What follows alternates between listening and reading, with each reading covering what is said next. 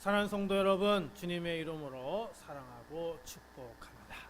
무더운 여름이 이제 본격적으로 시작되었습니다. 지난주에는 장마로 인하여서 많은 지역이 비 피해를 입었고요. 이제는 정말 무더위로 인하여서 또 더위 때문에 힘들고 어려운 사람들이 많이 있는 것 같습니다.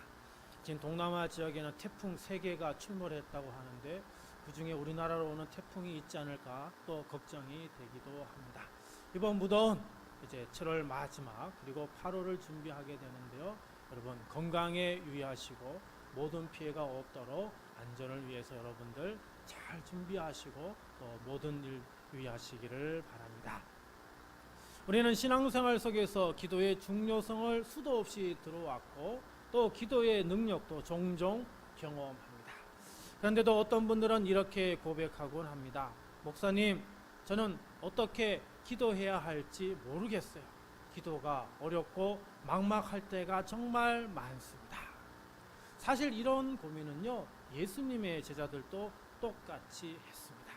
누가복음 11장 1절을 보면 제자 중 한 사람이 예수님께 다가와 이렇게 말합니다. 주여, 요한이 자기 제자들에게 기도를 가르친 것 같이 우리에게도 가르쳐 주옵소서. 이 사람들은요, 유대교 전통 속에서 자라나서 수많은 기도문을 외우고 자랐습니다. 그래서 예수님에게 예수님만의 기도를 가르쳐 달라고 지금 요청하고 있는 것이기도 하고요.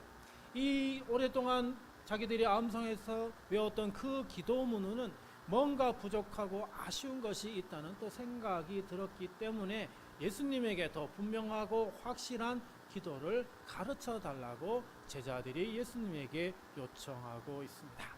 그래서 예수님의 기도를 보게 되면 유대교 전통 속에서 배운 기도문과는 너무나 다르다라고 하는 것을 우리는 알 수 있습니다. 오늘 본문 누가복음 11장 1절부터 13절은 기도의 핵심에 대하여 3가지로 전하여 줍니다. 예수님은 먼저 무엇을 기도해야 하는지 말씀하시고 이어서 어떻게 기도해야 하는지를 비유로 가르쳐 주십니다. 그리고 마지막으로 왜 기도해야 하는지 기도에 대한 확신을 우리에게 주십니다. 오늘 말씀을 통해 우리 주님이 가르치신 기도의 내용과 방법 그리고 하나님께 대한 확신을 다시 붙들며 무너진 기도의 자리를 회복하게 되기를 간절히 바랍니다.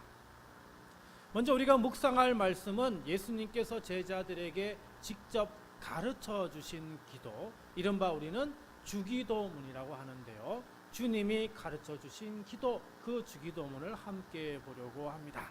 이 기도는요, 단순히 입으로 외우는 형식적인 문장이 아닙니다. 기도의 본질과 방향을 명확히 보여주는 모범이며 하나님 앞에서 어떻게 기도해야 할지를 알려주는 영적 지침서이기도 합니다. 예수님은 너희는 기도할 때에 이렇게 하라 하시며 하나님께 나아가는 기도의 우선순위와 핵심 내용을 가르쳐 주셨습니다. 우리는 이 가르침 속에서 기도가 단순한 요청이나 주문이 아니라 하나님과의 인격적 관계 속에서 드리는 대화임을 깨닫게 됩니다. 예수님께서 가르치신 기도의 첫 시작은 이렇게 열립니다. 2절 중반입니다. 아버지요. 아버지는 헬라어로 파테르라고 하는 단어인데요. 자녀가 아버지에게 다가갈 때 사용하는 친밀하고 따뜻한 호칭입니다. 우리는 창조주 하나님을 아버지라 부를 수 있는 특권을 받았습니다. 이는 하나님을 두려운 재판장으로 여기는 것이 아니라 하나님과 우리의 관계가 단순한 주종 관계나 두려움에 기천 관계가 아니라 사랑과 은혜의 관계임을 보여줍니다. 기독교 영성가 헨리 나우엔, 여러분 잘 아시죠? 이런 말을 했습니다. 하나님을 아버지라 부르는 순간 우리의 기도는 관계 속의 대화가 된다. 기도는 단지 무엇을 얻기 위해 하는 행위가 아니라 하나님 아버지와의 친밀한 교제이며 대화라고 하는 것이죠.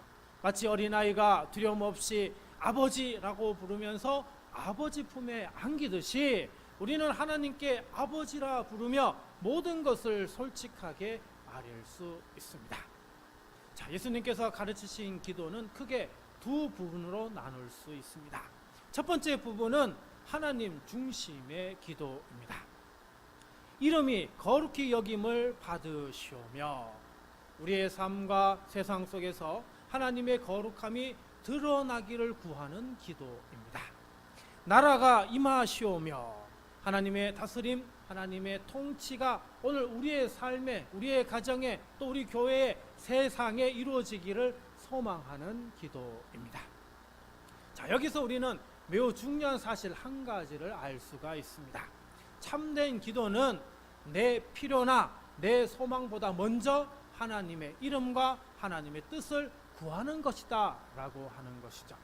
기도는 내 계획을 이루어 달라는 요청을 하기에 앞서서 먼저 하나님의 뜻이 나와 세상 속에 이루어지기를 원합니다 라는 고백이어야 하는 것입니다.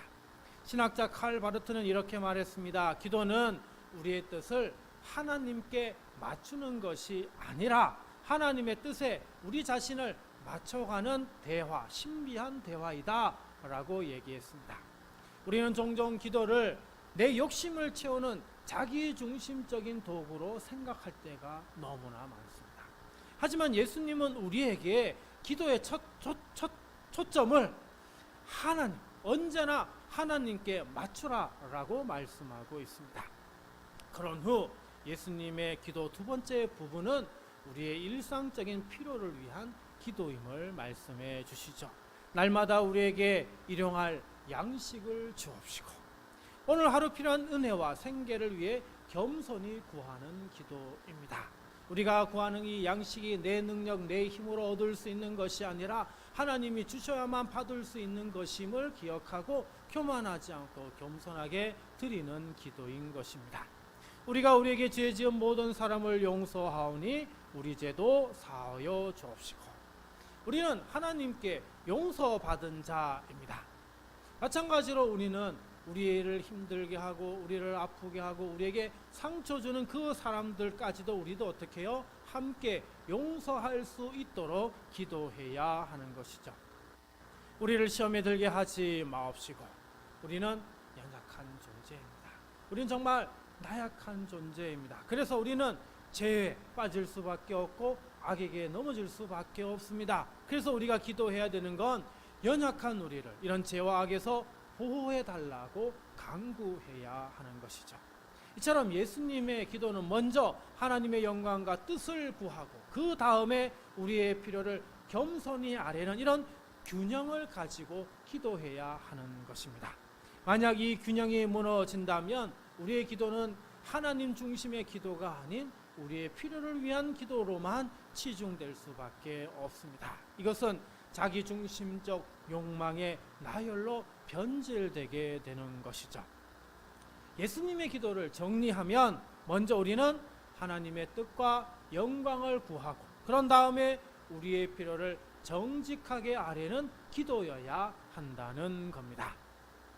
미국의 대통령 링컨은 남북 전쟁을 이제 하게 되었는데요. 이때 이렇게 기도했다고 합니다. 하나님, 제 편이 되어 주시길 구하지 않습니다.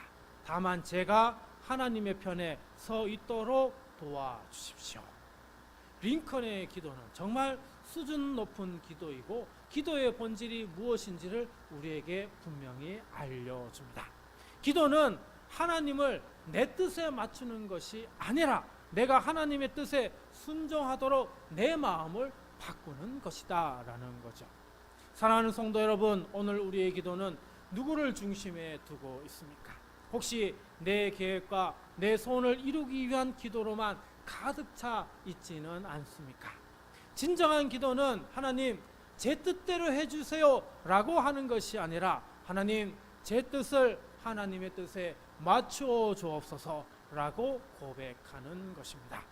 하나님을 아버지라 부르며 하나님의 이름과 나라를 먼저 구할 때 우리의 삶은 하나님의 뜻 안에서 바르게 세워질 줄 믿습니다. 그러므로 사랑하는 성도 여러분, 오늘 우리의 기도가 예수님께서 가르쳐 주신 그 기도처럼 아버지여 하나님의 이름이 거룩히 여김을 받으시오며 하나님의 나라가 임하시오며 라는 고백으로 시작되기를 축복합니다. 그리고 하나님의 뜻을 구하고 그 뜻 안에서 하루를 살아가는 그런 믿음의 삶을 살아갈 수 있기를 우리 주님의 이름으로 간절히 축복합니다. 자, 예수님은 기도의 내용을 가르치신 후에 이어서 기도의 방법을 설명하시기 위해 한 가지 비유를 드십니다.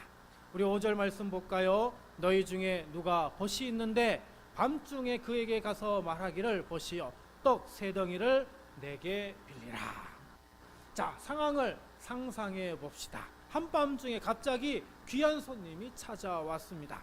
당시 유대 문화에서 손님을 대접하지 못하는 것은 엄청난 큰 수치로 여겨졌습니다. 떡을 완전히 준비하지 못한 이 사람 어떻게 해요? 손님 어떻게든 대접하기 위해서 바로 옆에 살고 있는 친구 집에 불이 나게 달려가서 떡 3덩이를 빌리려고 찾아갑니다. 하지만 그 친구는 어떻게 해요? 이미 문을 잠그고 가족과 함께 잠들어 있었습니다. 상식적으로는 도와주기 어려운 상황이었습니다. 근데 놀랍게도 8절에서 그 친구는 잠을 자다 말고 일어나 그 친구에게 떡을 내어줍니다. 그 이유가 무엇입니까? 벗됨으로 인하여서가 아니라 그 간청함을 인하여 일어나 그 요구대로 줄 것이다 라고 말씀합니다. 여기서 핵심 단어는 뭘까요? 간청함입니다. 헬라어로 아나이데이아인데요, 부끄러움을 모르는 담대함, 끈질긴 집요함이라는 그런 뜻이 있습니다. 이 단어가 그대로 표현된 사건이 있다면 바로 성경 창세기 32장에서 야곱이 바로 이 끈질긴 집요함으로 하나님과 밤새도록 씨름을 했던 것을 우리는 기억할 수 있습니다. 당신이 내게 축복하지 않으면 보내지 않겠나이다. 밤새 매달린 그의 기도가 결국 그의 이름을 속이는 자 야곱에서 하나님과 겨루어 이긴 자 이스라엘로 바뀌는 놀라운 응답을 낳게 됩니다. 예수님은 이처럼 하나님께 집요하게 매달리는 기도가 믿음의 자세임을 말씀하십니다. 근데 여러분, 여기에서 우리는 이 비유를 왜곡하거나 오해하거나 곡해해서는 절대 아니 됩니다. 하나님이 무심하시기 때문에 억지로 문을 두드리라, 이런 의미가 전혀 아닙니다. 오히려 하나님은 언제나 우리의 기도에 귀를 기울여 주시는 그 선하신 아버지 하나님이 되신다라고 하는 것을 이제 비유로 강조하고 있는 것이죠. 다만 예수님은 우리에게 기도할 때 쉽게 포기하거나 낙심하지 말라고 가르치고 계십니다. 갈라디아서 6장 9절입니다. 우리가 선을 행하되 낙심하지 말지니 때가 이르면 거두리라. 하나님은 때를 아시는 분이십니다. 우리의 기도가 즉시 응답되지 않는 것처럼 보일 때도 있지만 하나님은 가장 선한 시간과 방법으로 우리에게 응답하여 주십니다. 청교도 신학자 존 오웬은 이렇게 말했습니다. 끈질긴 기도는 믿음의 증거요, 하나님의 뜻을 붙드는 성도의 인내다. 진정한 믿음은 뭐예요? 기다릴 줄 압니다. 응답이 지연될 때 낙심하지 않고 오히려 더 하나님을 의지하게 만듭니다. 조지 뮬러는요, 평생 동안 5명의 친구를 구원하기 위해서 기도를 드렸다고 합니다. 첫 번째 친구는 몇 년 안에 회심했고요, 두 번째 친구는 10년이 걸렸고, 세 번째 친구는 25년이 걸렸다고 합니다. 그리고 네 번째 친구는 뮬러가 세상을 떠나기 3일 전에 예수님을 이제 영접했습니다. 마지막 한 명은 뮬러의 장례식 날 복음을 받아들였다라고 합니다. 52년 동안 중단 없이 기도한 그의 끈질긴 믿음이 결국 어떻게 해요? 모두 열매를 맺었던 겁니다. 사랑하는 성도 여러분, 오늘 우리의 기도는 어떻습니까? 한두 번 기도하다가 안 되나 보다 하고 포기하진 않았습니까? 가족의 구원 문제, 풀리지 않는 경제적인 어려움, 오랜 질병, 회복되지 않은 관계의 벽, 이런 문제들 앞에서 우리는 종종 하나님이 침묵하신다라고 생각하며 기도의 자리를 내려놓지 않았습니까? 하지만 예수님은 우리에게 말씀하십니다. 문을 두드리라. 열릴 때까지 두드리라. 끈질긴 기도는 하나님을 억지로 움직이는 힘이 아닙니다. 오히려 기도는 우리를 변화시키고요, 믿음을 연단하고요, 하나님의 뜻에 더 가까워지도록 우리를 훈련시켜 줍니다. 혹시 포기했던 기도 제목은 있습니까? 이건 더 이상 소용없어라며 내려놓은 기도가 있습니까? 오늘 주님은 우리에게 다시 말씀하십니다. 포기하지 말고 지치지 말고 다시 두드리라. 하나님은 절대 우리를 외면하지 않으십니다. 우리는 지칠 수 있지만 하나님은 지치지 않는 전능하신 하나님이십니다. 끈질기게 매달리는 믿음의 기도는 반드시 하나님의 때에 응답을 가져옵니다. 사랑하는 성도 여러분, 예수님은 기도에서 가장 중요한 방법으로 끈질긴 믿음의 간청을 지금 우리에게 가르쳐주고 계십니다. 기도는 한 번의 외침으로 끝나지 않습니다. 계속 반복 집요하게 하나님께 나아가는 그 믿음의 과정 속에서 하나님의 은혜가 역사합니다. 오늘 다시금 믿음의 손을 높이 들고 열릴 때까지 두드리는 기도자가 되기를 주님의 이름으로 축복합니다. 이제 마지막으로 예수님은 기도에 대한 분명한 결론을 주십니다. 우리 9절 말씀 볼까요? 구하라 그러면 너희에게 주실 것이요, 찾으라 그러면 찾아낼 것이요, 문을 두드리라 그러면 너희에게 열릴 것이니. 헬라어로 구하라 아이테이테, 찾으라 제테이테, 두드리라 크루에테인데 여기 보면 모두 헬라어 현재 명령형입니다. 이건 한 번으로 끝내라 라고 하는 것이 아니고요, 계속해서 구하고 계속해서 찾고 멈추지 말고 두드리라 라는 그런 의미입니다. 예수님은 우리가 반복해서 하나님께 나오는 것을 전혀 부담스러워하지 않으십니다. 오히려 그 끈질긴 기도 속에서 믿음의 담대함을 보시고 기뻐하십니다. 우리는 종종 이 정도 기도했으면 됐지 하며 포기하거나 이렇게 자주 구하면 하나님이 싫어하지 않을까라고 하는 불안한 마음이 들기도 합니다. 하지만 예수님은 분명히 말씀하십니다. 계속 구하라, 계속 찾으라, 계속 두드리라. 누가복음 11장 11절로 13절은 이렇게 말합니다. 너희 중에 아버지 된 자로서 누가 아들이 생선을 달라 하는데 생선 대신에 뱀을 주며 알을 달라 하는데 정갈을 주겠느냐. 너희가 악할지라도 좋은 것을 자식에게 줄 줄 알거든 하물며 너희 하늘 아버지께서 구하는 자에게 성령을 주시지 않겠느냐 하시니라. 자, 여기서 말하는 좋은 것의 최고의 정점은 뭐라고요? 성령님이시다. 기도의 진짜 응답은요, 단순한 문제 해결이나 소원 성취가 아닙니다. 하나님 자신이 우리 안에 임하시는 것, 다시 말하면 성령님께서 우리 안에 내주하시는 것, 성령님과 깊은 동행이야말로 가장 귀한 응답이 되는 겁니다. 우리가 기도할 때 하나님은 우리의 상황만 해결하시는 분이 아닙니다. 오히려 우리 마음을 어떻게 해요? 새롭게 하시고 하나님의 뜻을 분별하게 하고 하나님과 친밀한 동행을 할 수 있도록 우리를 인도하여 주십니다. 영적 거장 조지 뮬러는 이런 말을 했습니다.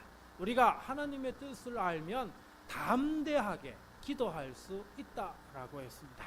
그렇습니다. 하나님의 뜻을 알고 믿는 사람은 기도할 때 담대함과 평안함을 얻게 됩니다. 바로 구약 성경에 그 한 사람이 나오는데 그것은 바로 한 사람의 여성 한나입니다. 한나는 자녀가 없어서 눈물로 기도했던 그런 여성이었는데요, 사무엘상 1장에서 그는 하나님 앞에 마음을 쏟아놓고 이렇게 기도합니다. 하나님, 아들을 주시면 주께 드리겠나이다. 이렇게 기도하고도 늘 근심이 있었고 걱정이 있었던 이 한나가 오늘 이렇게 기도를 드리고 난 이후에, 그녀가 기도하고 드리고 난 이후 얼굴빛이 다시는 근심하지 않았다라고 기록하고 있습니다. 왜일까요? 그가 이미 응답받았기 때문이 아니라 하나님을 전적으로 신뢰했기 때문인 것입니다. 그 결과 하나님은 그에게 이스라엘의 위대한 지도자 사무엘을 아들로 주시는 은혜를 주십니다. 응답은 나중에 왔지만 기도 직후에 한나의 마음에는 확신과 평안이 임했습니다. 그렇습니다. 우리의 기도는 확신 위에 세워져야 합니다. 내가 아무리 기도하고 나온 가운데도 두렵고 걱정하고 염려한다면 그 기도가 과연 응답받을 수 있겠습니까? 오늘 여러분은 어떤 마음으로 기도하고 계십니까? 혹시 이쯤이면 됐지 하며 기도를 멈추고 있지는 않습니까? 하나님이 정말 들으시는 걸까 하는 의심과 불안으로 그 기도의 손을 내리고 있지는 않습니까? 신학자 워런 워스비는 이런 말을 했습니다. 하나님의 말씀을 알고 믿는 자는 환경과 관계없이 평안을 누린다. 오늘 예수님은 다시 우리를 초청하십니다. 구하라, 찾으라, 두드리라. 하나님 아버지께서 가장 좋은 것으로 바로 성령님으로 우리를 채우시고 응답하여 주십니다. 사랑하는 성도 여러분, 오늘 이 말씀을 붙들고 기도의 자리를 다시 세우십시오. 끈질긴 믿음의 기도를 회복하십시오. 하나님은 반드시 응답하시는 선하신 아버지이십니다. 무엇보다 성령 충만으로 여러분의 삶을 가득 채울 수 있도록 인도하여 주실 줄 믿습니다. 성령님께서 우리 안에 계셔서 우리가 세상의 풍랑 속에서도 담대히 설 수 있고 그리고 참된 평안과 기쁨을 누릴 수 있도록 인도하여 주실 줄 믿습니다. 사랑하는 성도 여러분, 예수님이 가르치신 기도는 하나님의 뜻을 구하는 기도, 그리고 끈질기게 간청하는 믿음의 기도, 그리고 선하신 아버지를 신뢰하는 확신의 기도입니다.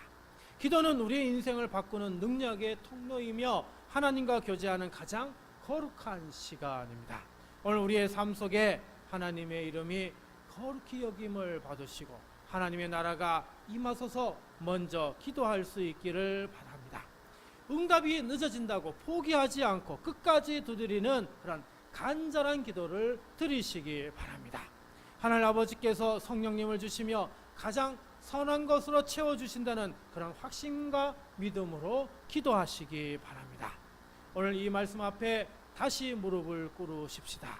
우리의 소원을 넘어 하나님의 뜻을 구하고 응답하시는 하나님을 전적으로 신뢰하며 기도하는 진정한 기도의 사람이 되시기를 예수님의 이름으로 축원드립니다.